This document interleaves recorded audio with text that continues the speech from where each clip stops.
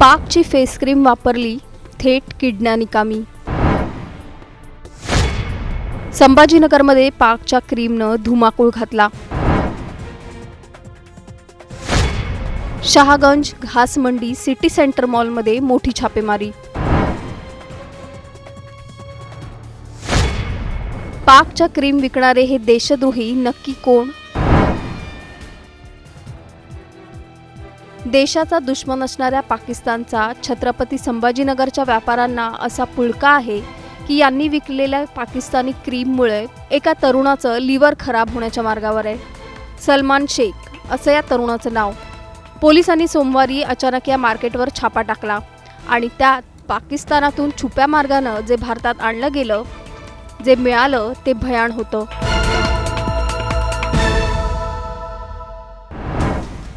मल्लिका, Noor herbal, चांदणी, छलक, गोरे, gold पल, अजुबा, face fresh आणि न्यू फेस हे सगळे ब्युटी प्रॉडक्ट। याशिवाय गोल्ड साबण, मल्लिका विटॅमिन सी सिरम। पोलीस उपायुक्त रत्नाकर नवले यांनी ही धडाडीची कारवाई केली आहे आणि व्यापाऱ्यांवर गुन्हे दाखल केलेत। मात्र कारवाई होण्याची ही पहिलीच वेळ नाहीये। याआधी 6 महिन्यांपूर्वी पोलिसांनी असाच छापा टाकला, उत्पादनं जप्त केली, पण पुढे काय कारवाई झाली हे पोलीसच जाणे।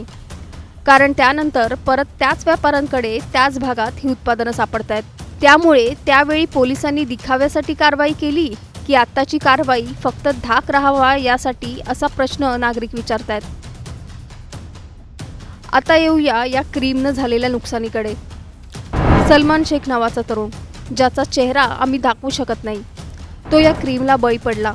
गोरा होण्याचा सोडा किडनीच गमावण्याची वेळ त्याच्यावर आली आहे। व्यापारी आणि मित्र सांगतात म्हणून त्याने हे ब्युटी प्रॉडक्ट वापरले आणि त्याचा थेट परिणाम त्याच्या किडनीवर झाला आहे। सध्या तो यासाठी उपचार घेतोय। सलमान फक्त एक उदाहरण आहे। संभाजीनगरचे शेकडो तरुण या उत्पादनांमुळे बाधित झाल्याची माहिती आहे, जे अत्यंत घातक आहे। आता तुम्ही विचार कराल, फक्त क्रीम वापरल्यानं थेट किडनीवर परिणाम कसा होतो तेही समजून घ्या।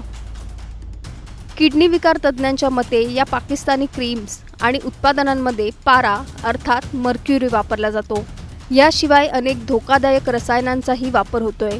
ही रसायनं त्वचेद्वारे शोषली जातात आणि थेट रक्तात मिसळतात आणि त्यानंतर ही किडनीपर्यंत पोहोचतात। पाकच्या या क्रीममुळे गोरं व्हायचं सोडा तरुण तरुणींच्या किडन्या सडायला लागल्यात।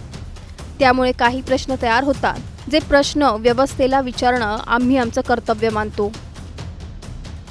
पाकिस्तानातून थेट छत्रपती संभाजीनगरपर्यंत ही उत्पादनं पोहोचतात तरी कशी? Border checking, RTO checking, police नाकाबंदीतून हा माल कसा सुटला? 6 महिन्यांपूर्वी जी कारवाई झाली त्यात पुढे काय झालं? आणि आत्ताच्या कारवाईची वेळच का आली? पाकिस्तानचं सामान विकणाऱ्या या व्यापाऱ्यांचं पाकिस्तान कनेक्शन का चेक केलं जात नाही? जर पाकिस्तानातून माल थेट छत्रपती संभाजीनगरमध्ये येत असेल, तसाच इतर घातक मालही पोहोचत असेल, त्याची चौकशी झाली का? नाशिकप्रमाणे पोलीस छत्रपती संभाजीनगर जिल्हा कायद्याचा बालेकिल्ला ही मोहीम राबवणार का? आम्ही हे प्रश्न यासाठी विचारतोय कारण हा फक्त पाकिस्तानचं 3rd क्लास क्वालिटीचं सामान विकण्याचा प्रश्न नाही, तर इथं तरुण तरुणींचा जीव जातोय। पाकिस्तानातून मालाची तस्करी होते। तस्करीचा मार्ग व्यापाऱ्यांना माहीत आहे, मात्र पोलिसांना याचा थांग पत्ता नाही। गुप्तचर यंत्रणांच्या तावडीतून सुटून हा सगळा प्रकार सुरू आहे, तरी कुणाला काही देणं घेणं नाही। त्यामुळे गृह विभागानं यात जातीनं लक्ष घालून हा पाकिस्तान नेक्सस मोडून काढायला हवा, नाहीतर भारताची पुढची पिढी बर्बाद व्हायला वेळ लागणार नाही। तुमच्या जिल्ह्यात अशा प्रकारे पाकिस्तानचं सामान विकल्याचं तुम्हाला आढळलंय का? आणि कुठल्या भागात ते विकलं जातं हे आम्हाला जिल्ह्याच्या नावासकट कमेंट करून कळवा। आणि अशाच माहितीपूर्ण व्हिडिओसाठी टाइम्स नाऊ मराठी पाहत राहा।